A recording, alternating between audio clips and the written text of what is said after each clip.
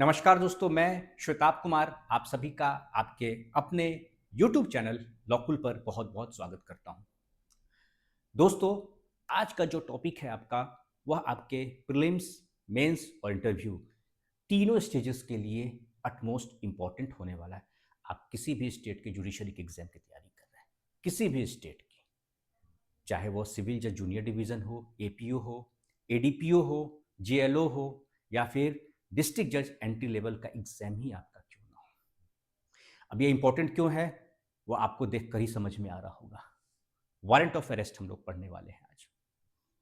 पढ़ेंगे क्या बल्कि समझेंगे, पढ़ा तो आपने ऑलरेडी है। आज समझेंगे और ठीक उतने ही बातों को हम समझेंगे जो कि आपके एग्ज़ाम के पॉइंट ऑफ व्यू से अटमोस्ट इम्पोर्टेंट है। क्योंकि मैं बार-बार कहता हूँ, सब कुछ नहीं पढ़ना है लेकिन बहुत कुछ पढ़ना है। तो जो आज का टॉपिक है ना, वह बहुत कुछ पढ़ने के श्रेणी में आता है, उस कैटेगरी में आता है। अगर मैं बात करूं वारंट ऑफ अरेस्ट की, तो थोड़ा सा पीछे जाते हैं हम लोग। समन्स आपको याद होगा, लास्ट लेक्चर आपका समन्स पर था। समन्स की बात करूं, वारंट ऑफ अरेस्ट की बात करूं, प्रोक्लामेशन की बात करूं, अटैचमेंट की बात करूं, इसका पर्पस क्या है? तो पहले ये जानते हैं कि ये किस चैप्टर के तहत यह आता है, ये टॉपिक। चैप्टर 6 ऑफ द भारतीय नागरिक सुरक्षा संहिता 2023 और चैप्टर का नाम है process to compel appearance before whom, before the honourable court. न्यायालय के समक्ष विवश करना, किस बात के लिए विवश करना, किस बात के लिए कंपेल करना? अपीयरेंस के लिए, उपस्थिति के लिए। ठीक है, तो यहां के दो सवाल बन गए। चैप्टर का नाम प्रोसेस टू कंपेल अपीयरेंस और चैप्टर 6 और कानून का नाम क्या है? तो भारतीय नागरिक सुरक्षा संहिता 2023। अब समन्स की बात करूं तो समन्स को लेकर जो हमने लास्ट लेक्चर में कवर किया था, वह है, उसको लेकर प्रावधान दिया गया है सेक्शन 63 से लेकर सेक्शन 71। वहीं अगर मैं बात करूं आज के इस टॉपिक को, तो इसको लेकर प्रावधान दिए गए हैं चैप्टर 6 के सेक्शन 72 से लेकर सेक्शन 83 तक। पूरा ध्यान से देखिएगा आज के इस लेक्चर को, बहुत इत्मीनान से। Understanding the warrant of arrest, क्या होता है यह वारंट ऑफ अरेस्ट? पहले तो इसे ही हम समझेंगे, फिर सारे इसके स्टेप्स को हम समझेंगे। पहले वारंट ऑफ अरेस्ट है क्या? तो warrant is a court order. Warrant क्या है? कोर्ट का आदेश होता है। A warrant is a court order directed to a police officer. Warrant जो है कोर्ट का आदेश होता है और यह किसे निर्गत किया जाता है? पुलिस ऑफिसर को निर्गत किया जाता है। Directed to whom? Police officer. और occasionally to a private person. और कभी कभार ओकेजनली किसी इमरजेंट सिचुएशन में जो प्राइवेट पर्सन होते हैं उनको भी डायरेक्ट किया जाता है या निर्गत किया जाता है। किस लिए दिया जाता है warrant of arrest? To arrest, गिरफ्तारी के लिए दिया जाता है। नाम ही तो है वारंट ऑफ अरेस्ट, तो इसका काम भी वही है, गिरफ्तार करना है। या तो यह निर्गत किसके द्वारा किया जाता है? पहला सवाल, तो कोर्ट के द्वारा इसे इशू किया जाता है। यह क्या है? कोर्ट का आदेश होता है। किसे निर्गत किया जाता है? पुलिस ऑफिसर को या फिर occasionally to a private person. किस बात के लिए किया जाता है? To arrest a specific individual. ठीक, यहां तक कोई शक? शक है तो शक दूर कीजिए। थोड़ा सा और समझते हैं। अनलाइक अ समन्स, समन्स की अगर बात करें हम लोग, which is an invitation. Summons एक तरह का इन्विटेशन होता है। किस बात के लिए? For a person to appear. यह एक जेंटल कॉल होता है।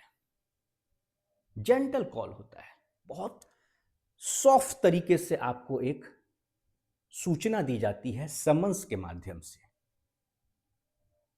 और कहा जाता है कि आप न्यायालय में उपस्थित होकर अपना पक्ष रखें।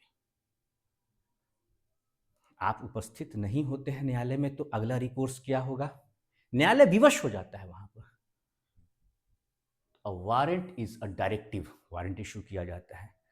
तो वारंट क्या है? एक डायरेक्टिव है, एक निर्देश है, एक स्ट्रिक्ट डायरेक्शन है to an officer to compel that person for his appearance who failed to respond the previous processes or the case is of a serious nature. पूर्व में भी क्या हुआ, हमने आपको सम्मन्स के माध्यम से ही बुलाया, सम्मन्स के माध्यम से हमने आपको इनविटेशन दिया न्यायालय में उपस्थित होने के लिए, आप न्यायालय में नहीं आते हैं। उसके बाद विवश होकर हमने वारंट निर्गत किया पुलिस ऑफिसर के माध्यम से to compel that appearance because the individual fail to respond. जिस व्यक्ति को सम्मन दिया गया वो उपस्थित नहीं हुए, तो अब उनको न्यायालय में क्या करना है, उनको उपस्थित कराना है, क्योंकि उन्होंने क्या किया, he fail to respond previous processes. कई मर्तबा आपको हमने सम्मन इशू किया पर्सनली, फिजिकली जाकर आपके घर पर, उसके बाद आपके एब्सेंस में आपके फैमिली के मेंबर हैं उनको भी सम्मन रिसीव करवाया, इलेक्ट्रॉनिक माध्यम से भी आपके व्हाट्सएप, ईमेल, हर माध्यम से हमने आपको सम्मन इशू किया, फिर भी आप नहीं आए, आपके घर पे भी चिपकवा दिया, फिर भी आप नहीं आए। विवश होकर हमें वारंट निर्गत करना पड़ा। और वैसी स्थिति में जब case is of a serious nature, गंभीर प्रवृत्ति का अपराध हो, लाइक रेप, मर्डर, किडनैपिंग, गिरफ्तारी तो करनी पड़ेगी भाई। अगर न्यायालय में अगर आप खुद आ जाते हैं तब तो कोई बात नहीं है, नहीं तो आपकी गिरफ्तारी का आदेश देना पड़ेगा। यही बात है, बड़ा ही सिंपल सा यहां पर यह प्रावधान है, बस ध्यान से समझना है सारी चीजों को। अब वारंट भी जो होता है वो दो तरीके का आपका होता है, इसलिए मैं पूरा इमेज बना के रखा हूं, ये इमेज आपके दिमाग में अच्छे से बैठना चाहिए। There are two primary types of warrant, दो तरीके के आपके वारंट होते हैं मुख्य तौर पर, एक बेलेबल वारंट और एक नॉन बेलेबल वारंट। चलिए सबसे पहले हम लोग बेलेबल वारंट को समझ लेते हैं। यह हरा है और यह लाल है, खतरे का निशान है। तो पहले थोड़ा सा हम लोग बेलेबल वारंट को समझ लेते हैं। है क्या bailable warrant? The accused can be released if they provide the required security. यही तो बात है ना। अब बेलेबल वारंट में क्या होता है कि यह भी कोर्ट का आदेश होता है, लेकिन इसमें जो एक्यूज है, एक्यूज क्या होगा, रिलीज कर दिया जाएगा, छोड़ दिया जाएगा। कब? If they provide the required security. अब रिक्वायर्ड सिक्योरिटी क्या है? यह कंडीशन होता है। कंडीशन क्या है? It is a court order for arrest. Bailable warrant क्या है? It is a court order for arrest in bailable offences, directing the police to release the accused on bail immediately upon furnishing bond, sureties, ensuring their presence in court without detention। उनकी गिरफ्तारी नहीं करनी है, उनको personal bond पे, surety पे उनको छोड़ देना है, उनको डिटेन नहीं करना है। आपने अरेस्ट कर लिया ठीक है, लेकिन उनको आपको डिटेन नहीं करना, अपनी कस्टडी में नहीं रखना है, उनको इमीडिएटली आप रिलीज कर दीजिए अगर वह बेल बॉन्ड भरते हैं तो। नहीं भरते फिर तो उनकी गिरफ्तारी होगी और उनको न्यायालय के समक्ष उपस्थित कराया जाएगा। लेकिन हर कोई अपना जमानत लेता ही लेता है, यही वाली बात है। थोड़ा सा एग्जाम्पल देख लेते हैं। इफ समवन रिपीटेडली, ध्यान से देखिएगा, if someone repeatedly fails to appear despite a bailable warrant, अगर कोई व्यक्ति लगातार, अगर सारे रिकॉर्ड्स ले जा रहे, समन्स भी दिए गए, उसका बेलेबल वारंट भी दिया गया, फिर भी वो क्या करता है, और वह गंभीर प्रवृत्ति का उसने अपराध कर रखा है, ग्रेव, उसके द्वारा जो क्राइम किया गया वो ग्रेव नेचर का है, गंभीर प्रवृत्ति का है, the court may issue a non bailable warrant to compel their appearance. बस भाई, आप न्यायालय के आदेश की अवहेलना कर रहे हैं तो मजबूरी में न्यायालय को स्ट्रिक्ट तो होना पड़ेगा, कठोर होना पड़ेगा। अब यहां पर थोड़ा सा हम लोग देखते हैं non bailable warrant, NBW. The accused must be arrested. इस मामले में नॉन बेलेबल वारंट में भी एक्यूज की गिरफ्तारी होगी and produce before the court, यानी कि यहां पर कोई बेल की बात नहीं हो रही है, एक्यूज की गिरफ्तारी हुई और गिरफ्तार करके क्या करना है, उस एक्यूज को पकड़ के कोर्ट के सामने खड़ा करना है। उसको आदेश भी तो, पुलिस ऑफिसर को आदेश भी तो यही दिया गया कि हमने नॉन बेलेबल वारंट इशू किया है और आप इस व्यक्ति को पकड़ के हमारे यहां लाइए। इसको अरेस्ट कीजिए, इसको गिरफ्तार कीजिए, पकड़ के लाइए हमारे सामने, और यही काम, कोई बेल वेल नहीं देना है, नॉन बेलेबल वारंट है। बेलेबल वारंट तो हमने निर्गत कर दिया, ये उपस्थित नहीं हुए, तो the accused must be arrested and produced before the court, they cannot be released by the arresting officer at the scene. जहां गिरफ्तारी हुई वहां से उनको जमानत पर नहीं छोड़ना है। अब accused cannot claim bail as a matter of right. आप ये नहीं कहोगे कि जमानत हमारा अधिकार है, नहीं नहीं नहीं, नहीं। आपकी गिरफ्तारी होगी and the concern police official must produce the person before the court, न्यायालय के समक्ष आपको उपस्थित कराया जाएगा एक्यूज्ड को। Bail can be granted only by the court, not by the police, non bailable warrant में।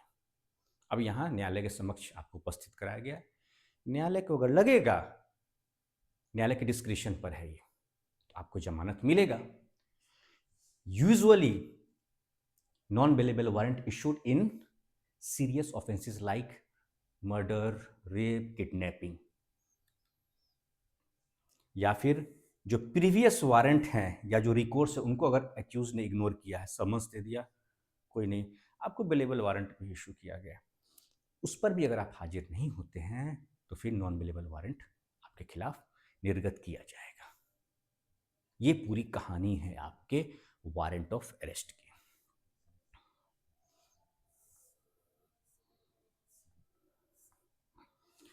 अब की फीचर्स क्या है इनके, ये देख लीजिए।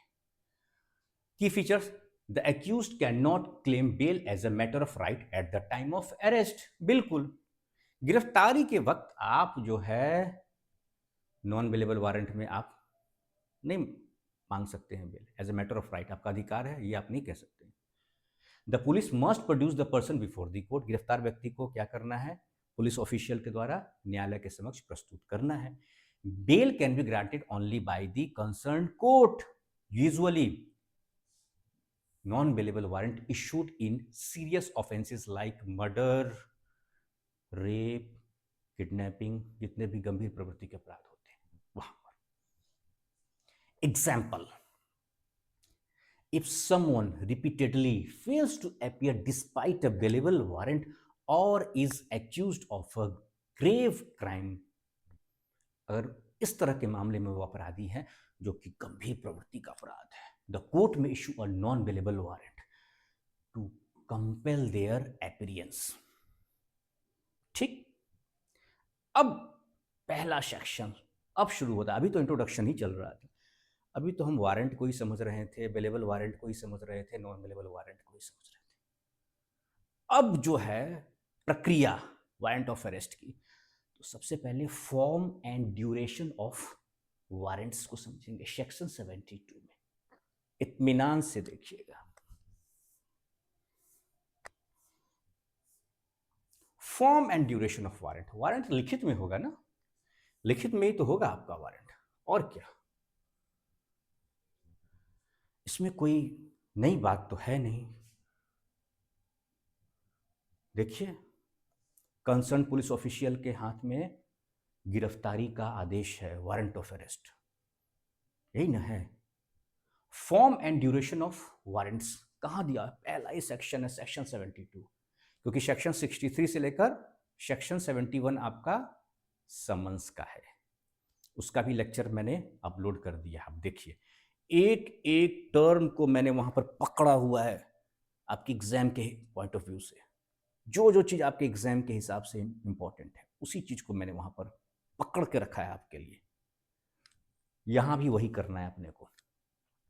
Form and duration of warrants, प्रारूप क्या होगा, फॉर्म का मतलब उसका प्रारूप क्या होगा वारंट का, तो वारंट लिखित में ही तो होगा, इन रिटन होगा, और क्या होगा, और ड्यूरेशन, उसका ड्यूरेशन क्या होगा, उसकी समय सीमा क्या होगी, वही तो देखना सेक्शन 72 में।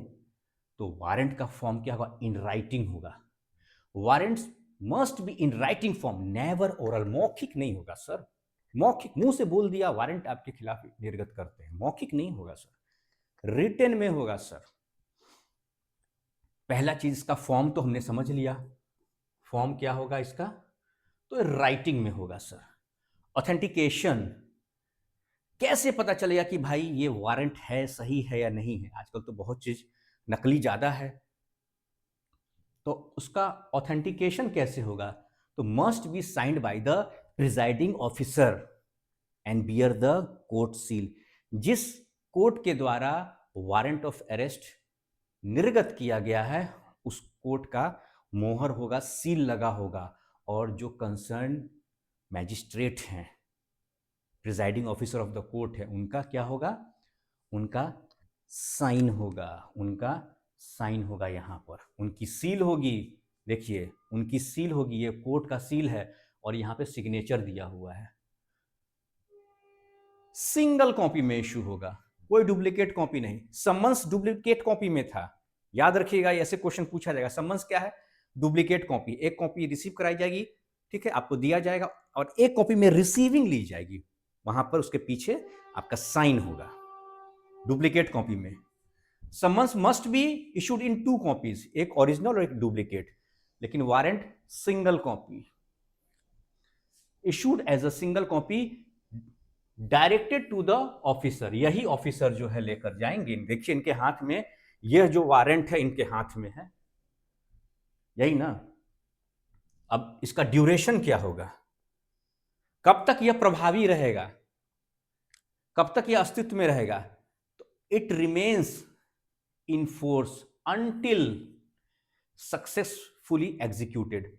जब तक, ध्यान से सुनिएगा, जब तक पर्पस वारंट ऑफ अरेस्ट का फुलफिल नहीं हो जाता है तब तक यह अस्तित्व में रहेगा, यानी यह रद्द नहीं होगा, कैंसिल नहीं होगा। इसको कैंसिल करने का अधिकार भी कोर्ट को है। मान लीजिए जिस कोर्ट के द्वारा इशू किया गया है, अगर आपको लगता है कि कुछ उसमें लीगल एम्बिग्युटी है, आपके कोई किसी अधिकार का वहां पे हनन हो रहा है,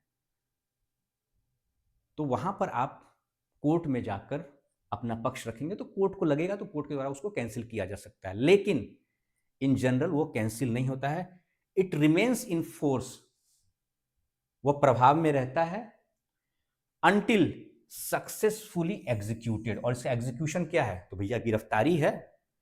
जब तक गिरफ्तारी नहीं होगी आपकी, यह देखिए, जब तक आपकी गिरफ्तारी नहीं होगी तब तक इट रिमेन्स इन फोर्स, यह रद्द नहीं होगा sir. Warrant of arrest form क्या है? वारंट ऑफ अरेस्ट का रिटन में होगा, signed by the presiding officer of the court होगा, and seal of the court, court की मोहर लगी होगी। Duration, it remains in force until successfully executed. और इसका मतलब क्या है भाई? जब तक गिरफ्तारी नहीं होगी, जिस व्यक्ति के खिलाफ वारंट इशू किया गया है, जब तक उसकी गिरफ्तारी नहीं होगी या फिर कोर्ट के द्वारा उसे कैंसिल नहीं किया जाता है, तब तक वह प्रभावी रहेगा। चलिए देखिए, बड़ी कुछ है नहीं, बस आप लोग थोड़ा सा चीजों को बड़ा हैवी बना देते हैं। हैवी नहीं, आसान रखिए चीजों को, easy. According to the sources, every warrant issued under this संहिता must adhere to specific formal requirements to be valid। अब सोर्स क्या है? यही तो सोर्स है सर, भारतीय नागरिक सुरक्षा संहिता 2023, यही तो सोर्स है। और क्या है? Every warrant issued under this संहिता, यही तो लिखा है सोर्स का नाम। आप लोग कहते हैं सोर्स क्या है? यही सोर्स है। अंडर दिस संहिता must adhere to specific formal requirements to be valid. अगर कोई वारंट है और वो वारंट वैलिड है तो उसके वैलिड होने के लिए क्या क्या होना चाहिए? वैध जो गिरफ्तारी का आदेश है उसके लिए क्या क्या रिक्वायरमेंट है? तो it must be in writing. Warrants are never oral, कभी भी वो मौखिक नहीं होते हैं, they must be written. Authentication, उसकी वैधता कैसे पता चलेगा? It must be signed by the presiding officer and carry the seal of the court. Sir, न्यायालय की मोहर लगी रहेगी उस पर। सिंगल कॉपी में होगा, लाइक समन्स। समन्स में क्या है? समन्स आपका 2 कॉपी में होता है, लेकिन यहां पर unlike summons which are issued in duplicate, a warrant issued typically issued as a single copy. Single copy directed to the officer. अब इसका जो ड्यूरेशन है, लाइफ ऑफ द वारंट है, वारंट का जो ड्यूरेशन है वह क्या है? वही मैंने बताया, इसका जो पर्पस है फुलफिल हो जाए बस। पर्पस क्या है? गिरफ्तारी है। रिगार्डिंग इट्स ड्यूरेशन और life, a warrant remains in force until one of two things happens. It is cancelled. पहला चीज, it is cancelled the by the court that issued it, or it is successfully executed. The person is arrested. यही मतलब है। भाई गिरफ्तारी हो जाए, warrant का हमारा पर्पस फुलफिल हो जाए, वारंट का हो गया, नहीं तो कोर्ट के द्वारा इसे रद्द करने का अधिकार है। यही दो कंडीशन है ना। अब bailable warrants and security, section 73। Section 72 में तो हमने फॉर्म्स ऑफ वारंट पढ़ लिया, ठीक है। अब बेलेबल वारंट एंड सिक्योरिटी के बारे में हम लोग पढ़ेंगे सेक्शन 73 में। बहुत इंपॉर्टेंट है, बहुत इंपॉर्टेंट है।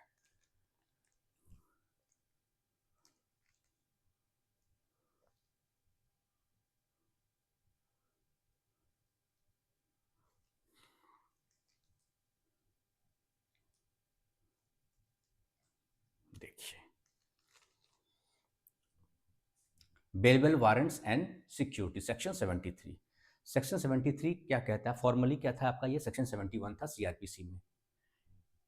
It gives the court discretion to endorse a warrant for bail if it deems the person may be released on security. देखिए, जो आपका बेलेबल वारंट है ना, उसमें कोर्ट कोई अधिकार है। बेलेबल अरेस्ट वारंट जो है, यह भी कोर्ट का आदेश होता है। कोर्ट को अगर ऐसा लगता है कि जिस व्यक्ति के खिलाफ गिरफ्तारी का आदेश निर्गत किया जा रहा है उसे छोड़ दिया जाए, सिक्योरिटी लेकर छोड़ दिया जाए, ऑन फर्निशिंग हिज श्योरिटी और बॉन्ड, तो वैसी स्थिति में क्या है, उसे छोड़ दिया जा सकता है। यही बात कहा गया है। It gives the court the discretion, court को डिस्क्रिशन है, अधिकार है टू इंडोर्स। वारंट पे क्या करेंगे? वह लिख देंगे कि भाई बॉन्ड का अमाउंट, सिक्योरिटीज और न्यायालय में कब उपस्थित होना है, यही लिखा रहता है बेलेबल वारंट में, ठीक है। तो इसमें क्या क्या लिखा रहेगा? द नंबर ऑफ सिक्योरिटीज रहेगा यहाँ पर, the bond amount for which the securities and the accused are bound, फिर न्यायालय में कब उपस्थित होना है। बड़ा ही स्पष्ट है। बेलेबल वारंट कोर्ट का आदेश होता है वह, लेकिन यह बेलेबल वारंट है, नॉन बेलेबल नहीं है, बेलेबल वारंट है सेक्शन 73 में। यहाँ पर कोर्ट को कहा, कोर्ट को अधिकार है, डिस्क्रिशन है कि जब वो डायरेक्शन देगी पुलिस ऑफिशियल को कि भाई इस व्यक्ति को गिरफ्तार आप करते हैं तो इसको आपको डिटेन नहीं करना है, इसको आप रिलीज कर देंगे on furnishing his personal bond. और साथ में एक अंडरटेकिंग आप लेंगे, यहाँ पर अंडरटेकिंग लेंगे, यह पूरा दस्तावेज है, इस पर उस व्यक्ति के पूरा इंफॉर्मेशन होगा, उस व्यक्ति का नाम, थाने का नाम, अरेस्टेड किस मामले में उसकी गिरफ्तारी हुई, सिक्योरिटीज अगर है, ठीक है, जमानतदार है तो वह, उसके बाद बॉन्ड अमाउंट, जितने अमाउंट का उनने बॉन्ड भरा या पर्सनल बॉन्ड भरा, ठीक है, उसका न्यायालय में उपस्थित होना है, सारी बातें उसमें लिखी रहेंगी। और फिर ऑफिसर का वहाँ पे हस्ताक्षर होगा, जो पुलिस ऑफिशियल है, फिर उसको वो छोड़ देंगे।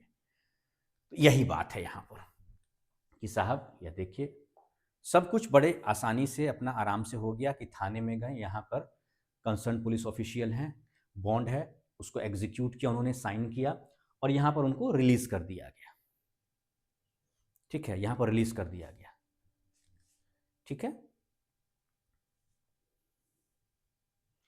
अब जो है यहाँ पर बेलेबल वारंट की अगर मैं बात करूं तो the accused can be released if they provide the required security. वही बात है कि भाई जो सिक्योरिटी की रिक्वायरमेंट है उसको अगर वह क्या करते हैं, प्रोवाइड करते हैं, फर्निश करते हैं, तो क्या होगा?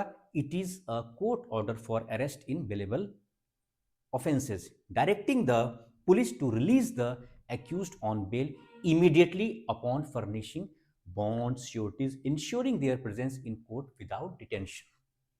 यही बात है।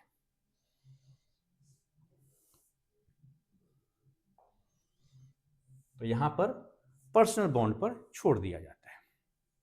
अब इसमें है क्या? तो सेक्शन 73 की बात करें तो जो आपका सीआरपीसी में सेक्शन 71 था, इसमें क्या है, grants the court the discretion to endorse a warrant for bail. ठीक है, जो गिरफ्तारी का आदेश होगा वहां पर वो इंडोर्स करेंगे और पुष्टि करेंगे इस बात की कि जिस व्यक्ति की गिरफ्तारी हो रही है उसके खिलाफ यह नॉन बेलेबल नहीं बल्कि बेलेबल वारंट निर्गत किया जा रहा है। इसका मतलब बड़ा ही स्पष्ट है कि जिस व्यक्ति की गिरफ्तारी होगी उसको थाने के द्वारा छोड़ दिया जाएगा। कंसर्न पुलिस ऑफिशियल जो उसकी गिरफ्तारी करेंगे उसको अपने कस्टडी में नहीं लेंगे, डिटेन नहीं करेंगे, बल्कि जो कंडीशन है, कंडीशन को जब सामने वाला व्यक्ति फुलफिल करेगा तो उसको छोड़ दिया जाएगा। उसमें क्या है condition, number of surety bail bond में, the bond amount for which the sureties and the accused are bound, the specific time the person must attend the court, न्यायालय में उनको उपस्थित होना है, ये सब अंडरटेकिंग लेना पड़ेगा। And if the person executes the bond the officer shall release them from custody and forward the bond to the court. और वो जो कागज है ना, जो अंडरटेकिंग है बॉन्ड, वह न्यायालय में उसको सबमिट कर दिया जाएगा। अब देखिए, to whom warrants are directed, warrants जो है किनको दिया जाता है निर्गत, किनके माध्यम से एग्जीक्यूट होगा, तो किसको डायरेक्ट किया जाएगा वारंट, सेक्शन 74 से लेकर सेक्शन 76 में हम लोग यही पढ़ने वाले हैं। To whom warrants are directed, police official और private person, occasionally private person, in general किसको दिया जाएगा, पुलिस ऑफिशियल को दिया जाएगा, लेकिन किसी इमरजेंट सिचुएशन में ओकेजनली प्राइवेट पर्सन को भी दिया जाएगा। यही हम देखेंगे सेक्शन 74 से लेकर सेक्शन 76। तो प्राइवेट पर्सन को कहां कहां यह अधिकार है, पहले यह देखा जाए, प्राइवेट पर्सन को कहां कहां अधिकार है। To whom warrants are directed, यही हमको आज समझना है।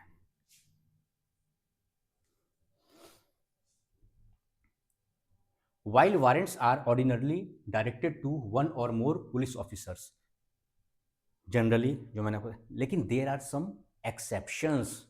क्या एक्सेप्शन है पहले देखिए, प्राइवेट पर्सन को भी वारंट दिया जाता है एग्जीक्यूट करने के लिए। इफ इमीडिएट, कंडीशन क्या है प्राइवेट पर्सन को कब कब दिया जाएगा, if immediate execution, immediate execution is necessary and no police officer is available। immediate है, इमरजेंसी है, अर्जेंट सिचुएशन है, तो वहां पर कोई पुलिस वाले नहीं है, तो वैसे सिचुएशन में कोर्ट प्राइवेट पर्सन को भी कहेगी कि जाइए इस वारंट को आप एग्जीक्यूट कीजिए, इसका तामीला कीजिए, जो इसमें आदेश दिया गया है, जाइए उस संबंधित व्यक्ति को आपको गिरफ्तार करके लाना है। A warrant can be directed to a private person. Specifically, a CGM or judicial magistrate first class may direct a warrant to a person within their local jurisdiction for the arrest. किसके गिरफ्तारी के लिए, CGM या judicial magistrate first class warrant of arrest निर्गत कर सकते हैं। किसकी गिरफ्तारी के लिए, एस्केप्ड कन्विक्ट, ऐसा व्यक्ति जो क्या है, एस्केप्ड कन्विक्ट, जिसको कि सजा तो मिल गया है लेकिन वह भागा हुआ है, ठीक है, क्योंकि कन्विक्ट है, सजा उसको ऑलरेडी मिल चुका है लेकिन भागा हुआ है। या फिर प्रोक्लेम्ड ऑफेंडर,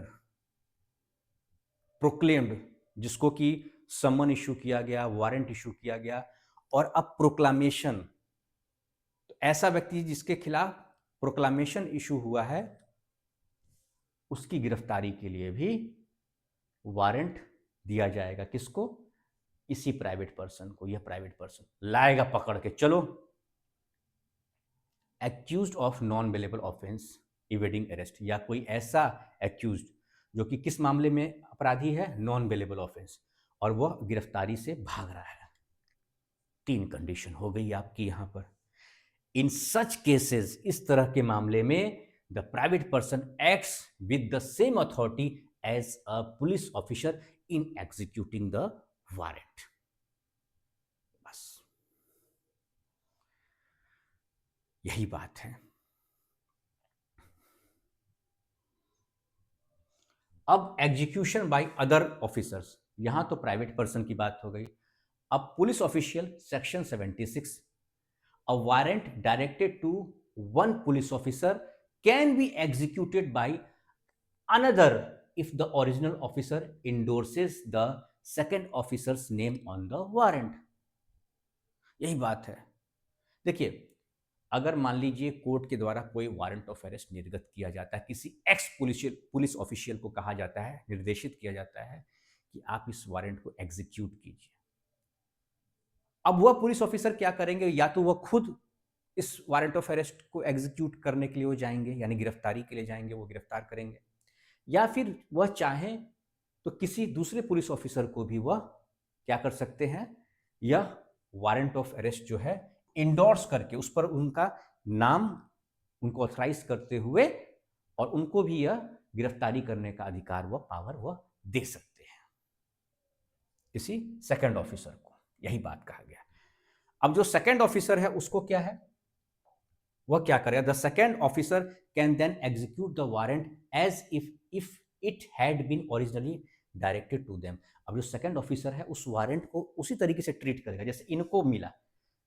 देखिए, इनको वारंट ऑफ अरेस्ट मिला, ठीक है, इन्होंने क्या किया, इनको दे दिया कि ये लीजिए साहब, यह आप इसको करवाइए, कोर्ट से हमको मिला है यह वारंट ऑफ अरेस्ट का आदेश, गिरफ्तारी का, मैं आपको दे रहा हूं, ठीक है।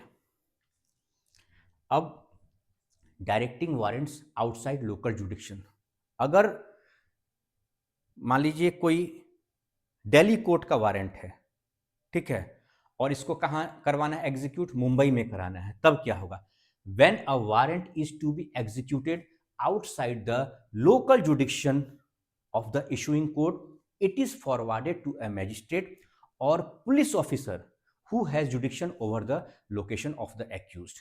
यहां पर बड़ा सिंपल सा है कि अगर मामला है दिल्ली के कोर्ट में, मामला है, उस कोर्ट से वारंट ऑफ अरेस्ट निर्गत हुआ है, लेकिन इसको जो एक्यूज्ड है वो कहाँ रहता है, मुंबई में रहता है, तब कैसे एग्जीक्यूट होगा, तो फिर वारंट ऑफ अरेस्ट क्या किया जाएगा, वह वहां भेजा जाएगा, कहाँ, मुंबई की जो मजिस्ट्रेट हैं उनकी कोर्ट में भेजा जाएगा, और वहां से फिर ठीक यही प्रक्रिया करते हुए वहां के जो मजिस्ट्रेट हैं वह पुलिस ऑफिशियल, जो उस जुडिक्शन के जो पुलिस ऑफिसर हैं, उनको यह दिया जाएगा एग्जीक्यूट करने के लिए। बस यही बात है।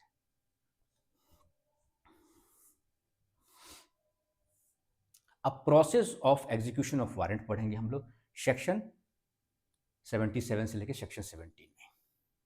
74 75 में हमने प्राइवेट पर्सन के द्वारा समझ लिया कैसे आपका जो अरेस्टिंग है होगा प्राइवेट पर्सन के द्वारा, सेक्शन 74 और सेक्शन 75 में। अब सेक्शन 76 में पुलिस के द्वारा कैसे किया जाएगा वो भी हमने देख लिया। अब यहां पर है एग्जीक्यूट कैसे होगा, प्रोसेस ऑफ एग्जीक्यूशन, यह है आपका सेक्शन 77 से लेकर सेक्शन 79। तो सेक्शन 77 क्या कहता है, नोटिफिकेशन की बात करता है। किस बात की नोटिफिकेशन की बात करता है,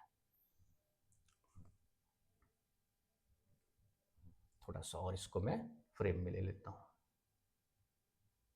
ठीक, अब प्रॉपर है।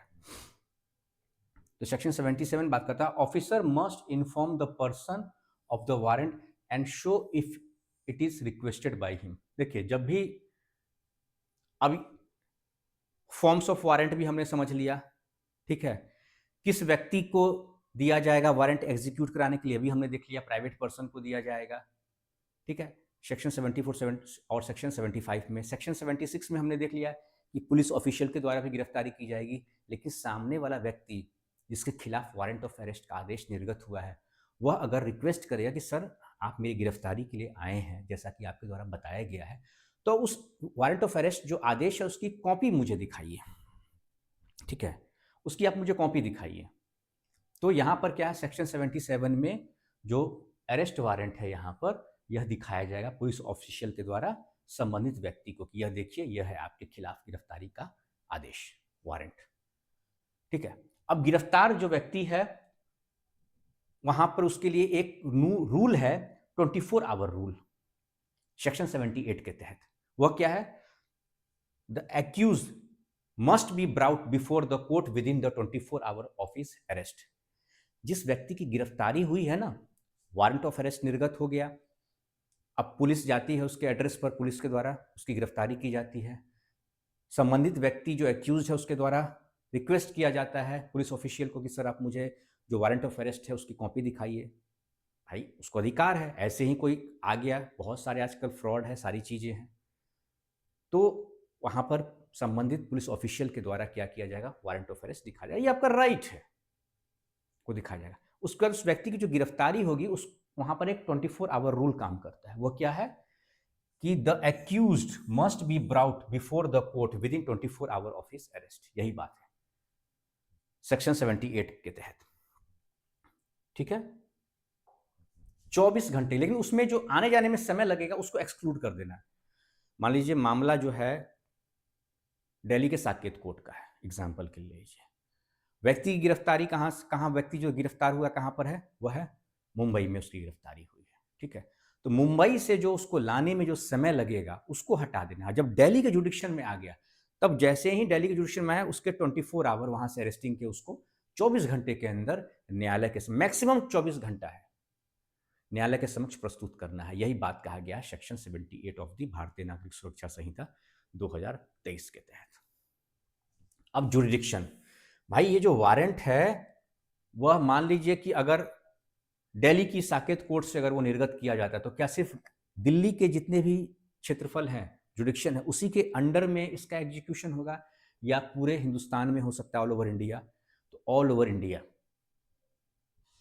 वारंट ऑफ अरेस्ट में be executed anywhere in India, all over India, कहीं भी हमारे भारत में इसको कहीं भी, यह जो हमारा इंडिया का टेरिटरी है इसमें कहीं भी जो है इसको एग्जीक्यूट किया जा सकता है।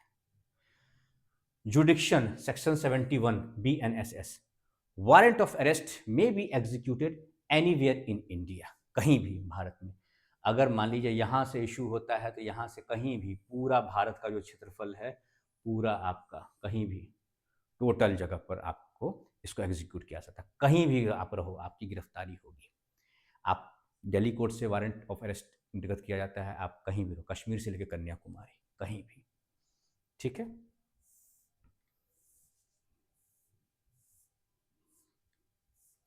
अब एग्जीक्यूशन आउटसाइड लोकल जुडिक्शन, यह बड़ा इंपॉर्टेंट है, यहां पर थोड़ा सा आपको चीजों को और समझना होगा। Local जुडिक्शन, execution outside local जुडिक्शन, local जुडिक्शन से बाहर, जैसा कि मैंने आपको बताया था ना कि अगर मान लीजिए कि गिरफ्तारी का जो आदेश है वह किसके द्वारा निर्गत किया गया है, तो वह निर्गत किया गया है मान लीजिए दिल्ली की कोर्ट के द्वारा, साकेत कोर्ट के द्वारा, एग्जाम्पल के लिए। अब वैसी स्थिति में उसको जो एग्जीक्यूट कराना है वह कहाँ कराना है, मुंबई में, मुंबई में जाकर कोर्ट उसको, जो कंसर्न जो एक्यूज्ड है वह मुंबई में रहता है, ठीक है। तब क्या होगा, यही बात है और कुछ नहीं। तो सेक्शन 80 में देखिए, court sends warrant by post, पहला मेथड क्या है, मेथड ए देखिए, ठीक है। मेथड ए क्या है पहले वो देखिए, आप यहां पर ध्यान से देखिएगा मेथड ए को। मेथड ए क्या कहता है, फॉरवर्डिंग द वारंट, वारंट को फॉरवर्ड किया जाएगा इन केस कब, execution of warrant outside the local जुडिक्शन। Local जुडिक्शन क्या है, आउटसाइड, आउटसाइड लोकल जुडिक्शन है मुंबई, यानी जो एक्यूज्ड है कहाँ रहता है, मुंबई में रहता है, और जो कोर्ट है कोर्ट कहाँ की है, दिल्ली की कोर्ट है। दिल्ली की कोर्ट के द्वारा warrant of arrest outside local jurisdiction of the Delhi करना है, मुंबई में कराना है इसको एग्जीक्यूट। तब क्या होगा, तो उस वारंट को फॉरवर्ड किया जाएगा, सेक्शन 80 यही कहता है। Court sends warrant by post और otherwise to an executive magistrate, district superintendent of police या कमिश्नर ऑफ पुलिस को क्या किया जाएगा, यह फॉरवर्ड किया जाएगा warrant of arrest in the target jurisdiction. Target jurisdiction क्या है, दिल्ली की कोर्ट है, साकेत कोर्ट के द्वारा क्या किया जाएगा, साकेत कोर्ट के द्वारा, तो बाई पोस्ट क्या किया जाएगा, जो एग्जीक्यूटिव मजिस्ट्रेट है या फिर जो डिस्ट्रिक्ट सुपरिटेंडेंट ऑफ पुलिस है या फिर कमिश्नर ऑफ पुलिस है, उनके नाम से क्या किया जाएगा, फॉरवर्ड किया जाएगा, कोर्ट का वारंट फॉरवर्ड किया जाएगा, ठीक है। कहाँ के, मुंबई, ठीक है। और उसका क्या है, कोर्ट मस्ट सेंड इंफॉर्मेशन या जो भी डॉक्यूमेंट संबंधी डॉक्यूमेंट है about the offence to help local authorities decide on bail. मामले को लेकर जो भी दस्तावेज हैं, ठीक है, एफआईआर की कॉपी या जो भी और भी संबंधित दस्तावेज हैं, वह क्या किया जाएगा, उस वारंट के साथ अटैच करके भेजा जाएगा। इससे क्या होगा, जो संबंधित कोर्ट को है वहां पर बेल अगर उसको होगा तो बेल के मामले में, ताकि वो डिसीजन ले सके, वैसी स्थिति से निपटने के लिए दस्तावेज भेजा जाएगा ओरिजिनल कोर्ट के द्वारा। अब मेथड बी देखिए, जो आपका सेक्शन 80 में दिया हुआ है, ठीक है। सेंडिंग एन ऑफिसर, या तो बाई पोस्ट जो वारंट ऑफ अरेस्ट है वह मुंबई की कोर्ट को भेजा जाएगा, ठीक है, या वहाँ के सुपरिटेंडेंट ऑफ पुलिस के द्वारा या पुलिस कमिश्नर को भेजा जाएगा दिल्ली की कोर्ट के द्वारा, या फिर वह तो डाक के माध्यम से हो गया, पोस्ट के माध्यम से, या फिर सेंडिंग एन ऑफिसर, जो उस कोर्ट के जुडिक्शन में जो पुलिस ऑफिसर हैं वह जाएंगे वारंट को लेकर, ठीक है। एन ऑफिसर जो है, an officer travels outside area usually after endorsement from local executive magistrate और officer not below SHO rank. वहां क्या करेंगे, वह वारंट ऑफ अरेस्ट पे क्या करेंगे, वह लेकर जाएंगे उसके एग्जीक्यूशन के लिए। कहाँ के, दिल्ली के कोर्ट के ही जो पुलिस ऑफिशियल हैं, वह गिरफ्तारी का जो आदेश है दिल्ली के कोर्ट के द्वारा जो निर्गत किया गया है, उस वारंट ऑफ अरेस्ट की कॉपी को लेकर वह मुंबई जाएंगे। लेकिन मुंबई जाके क्या करेंगे, उनको असिस्टेंस मदद लेनी है। किनकी मदद लेनी है, तो वहाँ के मुंबई के जो लोकल एग्जीक्यूटिव मजिस्ट्रेट है उनसे, या फिर वहाँ का जो थाना है उसके एसएचओ से। और क्या करना है, उनको एंडोर्समेंट लेना है वहाँ पर उनसे, ठीक है। एंडोर्समेंट लेना है किस बात का, एक तरीके का उनसे एक अंडरटेकिंग लेनी होगी वहाँ पर। भाई पर आप किसी के एरिया में जा रहे हैं गिरफ्तारी करने के लिए, तो उनको इन्फॉर्म देना है ना, उनको इन्फॉर्मेशन देना है, उनको इन्फॉर्म करना है और उनसे परमिशन लेनी है। एंडोर्समेंट क्या है, परमिशन है, यानी ऑथराइजेशन है। Endorsement means authorisation. भाई आप किसी के एरिया में कहीं गिरफ्तारी करने जा रहे हैं तो आपको वहाँ से ठीक है, कोर्ट का आपके पास आदेश है, वह भी सफिशियंट है, वो भी मैं बताऊंगा कब। लेकिन अगर आपके पास पर्याप्त समय है, कोई अर्जेंट सिचुएशन नहीं है, तो वहाँ पर क्या कीजिएगा, वहाँ के जो एग्जीक्यूटिव मजिस्ट्रेट होते हैं या फिर एग्जीक्यूटिव मजिस्ट्रेट ना होते हुए आपके एसएचओ हैं जो थाना प्रभारी हैं, उनसे क्या कीजिए, वहाँ पर परमिशन ले लीजिए, ऑथराइजेशन ले लीजिए, जिसको एंडोर्समेंट कहा जाता है। लेकिन इसका एक्सेप्शन भी है। एक्सेप्शन क्या है, एक्सेप्शन है if delay risk escape officer may execute warrant without endorsement. अगर लगता है कि एंडोर्समेंट लेने में समय लगेगा और जो एक्यूज्ड है वह भाग सकता है, तब क्या होगा, तो बेकार है आपका एंडोर्समेंट लेना करना। कागजी कार्रवाई में समय अगर लगता है कि नहीं उसमें समय लगेगा, डिले हो जाएगा, तो जो पुलिस ऑफिशियल हैं जो ओरिजिनल कोर्ट से आए हुए हैं, वह क्या करेंगे, ओरिजिनल कोर्ट के आदेश से जो आए हुए हैं वह क्या करेंगे, वह सीधे जाएंगे और विदाउट एंडोर्समेंट क्या करेंगे, वारंट ऑफ अरेस्ट को एग्जीक्यूट करेंगे, यानी संबंधित व्यक्ति की वह गिरफ्तारी करेंगे। बस यही बात कहता है आपका सेक्शन 81। अब यहां देखिए, प्रोसीजर आफ्टर आउटसाइड अरेस्ट। अब जो जुडिक्शन के बाहर आपने अरेस्ट तो कर लिया, अब प्रोसीजर क्या है, तो पहला उसमें देखिए 30 किलोमीटर रूल को समझिए। अगर अरेस्ट जो होता है, if the arrest is with in 30 kilometre of issuing court, अगर मान लीजिए जिस कोर्ट के द्वारा वारंट इशू किया गया है और उस वारंट को एग्जीक्यूट कराना है आउटसाइड द जुडिक्शन, दिल्ली के कोर्ट के द्वारा वारंट इशू किया गया था और उससे एग्जीक्यूट मान लीजिए बगल में करवाना है, ठीक है, और जो दूरी है दिल्ली के कोर्ट से जहाँ से गिरफ्तारी हुई है वहाँ की दूरी 30 किलोमीटर के अंदर में है, तब क्या होगा, उस पर्सन को गिरफ्तार करके डायरेक्टली उसी कोर्ट में, इशूइंग जो कोर्ट है वहाँ पर लाया जाएगा, वहीं पर ले आया जाएगा, दिल्ली के साकेत कोर्ट में उसको लाके अरेस्ट करके वहाँ पे ले आया जाएगा, अगर 30 किलोमीटर की दूरी है तो। लेकिन यहां पर देखिए, इफ फर्दर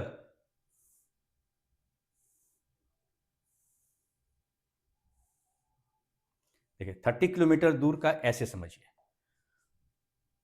ये इशूइंग जुडिक्शन है, ये कोर्ट है जिसने न्यायालय ठीक है, न्यायालय जिनके द्वारा क्या किया गया, वारंट इशू किया गया। और जो टारगेट जुडिक्शन है, जहां से व्यक्ति की गिरफ्तारी हुई है, वह क्या है, 30 किलोमीटर ही है। तब क्या होगा, तब वैसी स्थिति में क्या होगा कि जो व्यक्ति है जिसकी गिरफ्तारी है, उसको उसी कोर्ट में, यानी जिस कोर्ट के द्वारा वारंट इशू किया गया, वहां पे उसको अरेस्ट करके लाया जाएगा। यही बात है यहां पर, ठीक है।